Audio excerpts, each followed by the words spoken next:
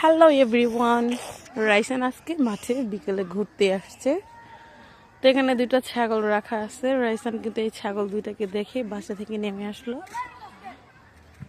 আর ওর এরকম গরু ছাগল তো বরাবরই ভীষণই পছন্দ। তো এই ছাগল দুইটা দেখে ও কিন্তু মাঠে চলে আসলো। আর এইদিকে কিন্তু এই যে আমাদের একটা রসুন গাছের বাগান রয়েছে।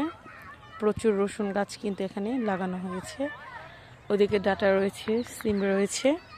আর এই তো আমাদের এখানে আমার আব্বু বুনেছে এই যে টমেটো।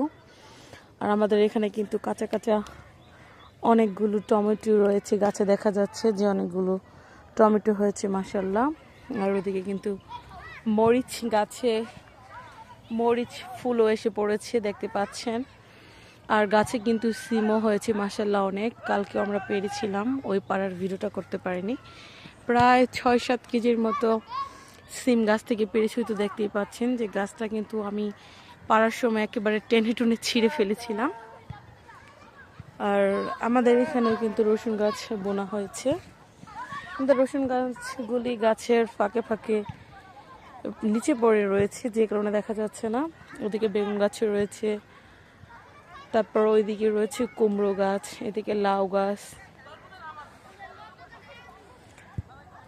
এইদিকে তো পেঁয়াজ গাছ লাগানো হয়েছে।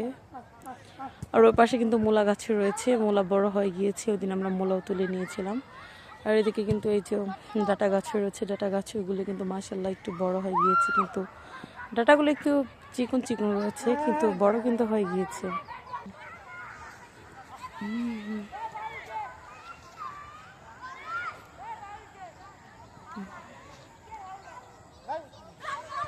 আর এদিকে তো কচু গাছ রয়েছে। কচু গাছগুলো এখন লতি হচ্ছে না, কিন্তু এর আগে কিন্তু আরও 1 থেকে 1.5 মাস আগে প্রচুর পরিমাণে এই গাছগুলিতে লতি হয়েছিল। এখান দিয়ে কিন্তু আমাদের অনেকগুলো লাগিয়ে দেওয়া হয়েছে। ওদিকে বরবটি গাছ রয়েছে, বরবটি গাছের কিন্তু মাশাআল্লাহ অনেক বরবটি হয়েছে। কালকে আমরা 2-3 কেজির মতো পেরে নিয়েছি। এদিকে একটা ঘাট বাঁধা রয়েছে, পানি দেওয়ার কাজে ব্যবহৃত হয় গাছে। এদিকে কিন্তু আরো অনেকের বাগান রয়েছে, দেখতে পাচ্ছেন। এই তো লাউ গাছ মাশাআল্লাহ মাচের মধ্যে কিভাবে হয়েছে। আর এদিকে কিন্তু বেগুন, টমেটো, মরিচ, রসুন সব ধরনের গাছই রয়েছে। তো আজকের ভিডিওটা আপনাদের সাথে এ পর্যন্ত শেয়ার করলাম। সবাই ভালো থাকবেন, আল্লাহ হাফেজ।